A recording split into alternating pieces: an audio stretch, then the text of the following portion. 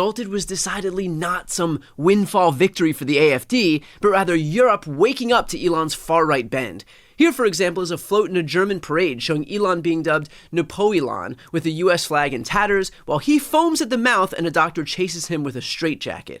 Napo-Elon, ja, das ist dieser verhaltensauffällige Tech-Milliardär aus den USA. Und bei Daniela Patenzi, unserer Kollegin, ist jetzt Jacques Tilly live auf der Tribüne, der mal erklären kann, was mit diesem Wagen eigentlich sagen wollte. In case the metaphor was too subtle.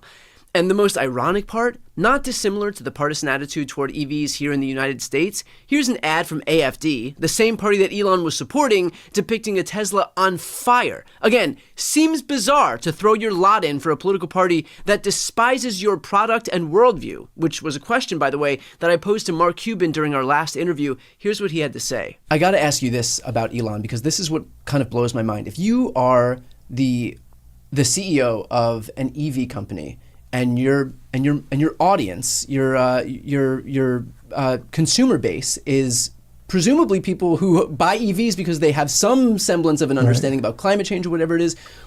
Like, how does that make sense from a business perspective to then get to completely red pill yourself, to go all in, to basically to not only abandon your core market, but then throw your weight behind a political party for whom climate change isn't even a real concern? Because having the power to manipulate the most powerful man in the world is far more valuable than any amount of EV sales from Tesla. Just being able to be the puppet master. Yeah.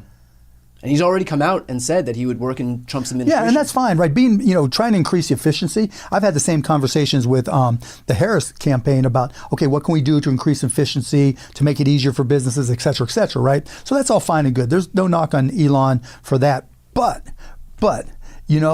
if you're the wealthiest person in the world and you have control, effective control, you're the puppet master of the president, the most powerful person in the world, oh my God, that's about as intoxicating. That is the definition of power corrupts, but absolute power corrupts absolutely. Yeah. I mean, that's why, I would, if I had the same goal, I wouldn't care about my EV sales, right? I wouldn't care about my Starlink sales, and I know no one else is launching rockets like me.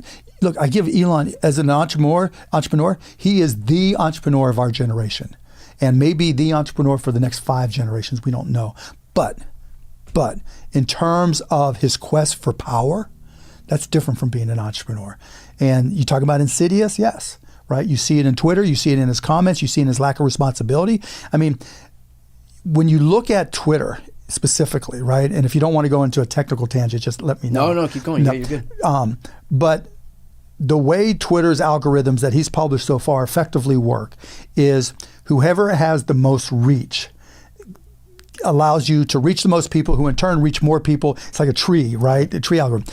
And he knows that whatever he says and does reaches the maximum amount of people. And the people that he responds to, that amplifies what they do. And so everybody on Twitter's got that For You page to the left, right, that they see first. And if you just go and create a random burner account to see what's fed to you, it's all leaning the way Elon wants you to. And therein lies the real issue. Elon is clearly content to relinquish car sales as part of his quest for power. He knows that he won't get the same access if he aligned himself on the left, because the left isn't willing to kowtow to a budding oligarch. The left isn't willing to give him what he wants on taxes. The left isn't willing to overlook his disdain for his workers, whom he refuses to allow to unionize. But the right will, and it clearly has. And so if that means that he's got to sacrifice some car sales in deference to his broader quest, his thirst for power, then so be it. And by the way, what Elon's lost in individual sales, he is more than making up for in government contracts, which I guess shouldn't be too much of a surprise for someone who's already taken in $38 billion in government handouts. Just weeks ago, the Trump administration's FAA sought to cancel an existing $2.4 billion contract with Verizon and instead give it to, surprise, Elon Musk's Starlink, which is to say nothing of the full-blown Tesla commercial that Trump hosted using taxpayer dollars on the White House South Lawn. So all these cars won incredible awards. So they're great cars and they're American made. And I think, try it. You'll like it. And I should say, beyond the cars, they're great. But we have to celebrate somebody that has the courage to do this. He could have said, I'm not doing anything. I'm not going to get involved. Let the country go to hell. He didn't want to do that. And remember, he's going to find, and we're up to almost $500 billion worth of waste and fraud and abuse. $500 billion. We're giving $2 billion here, $2 billion there, not millions. It was a bet. If it was $1 million or $2 million, that's a lot of money.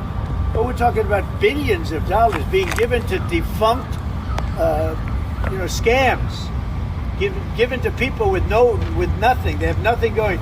They open up a subchapter S corporation, and they put $2 billion into it from nowhere. So at this point, we'll see if Elon's gamble pays off, wherein he abandons his entire consumer base in his breathless pursuit of political power and blatant corruption. Sales are tanking in Europe, his stock price is down almost 50% here in the United States, and the numbers only seem to be moving in one direction. Perhaps the world is a little smarter than Elon Musk is giving them credit for. Before you go, first, if you enjoyed this content and you want to see more and support independent media, please subscribe to this channel. The subscribe button will be right here on the screen. But second, the reality is that we're now in a political environment where this administration can lean on any of the social media platforms to suppress certain voices if they don't like critical coverage. That means my longevity here is in the hands of a few tech billionaires who are already making it clear that they're willing to cater to this White House. To that end, signing up for my newsletter is a great way for me to be able to reach you directly if that ever becomes necessary. I'll put the link on the screen as well, so please sign up. It's completely free, but there's also an option to do a paid subscription if you'd like to support my work. I really appreciate it. Thanks so much for watching.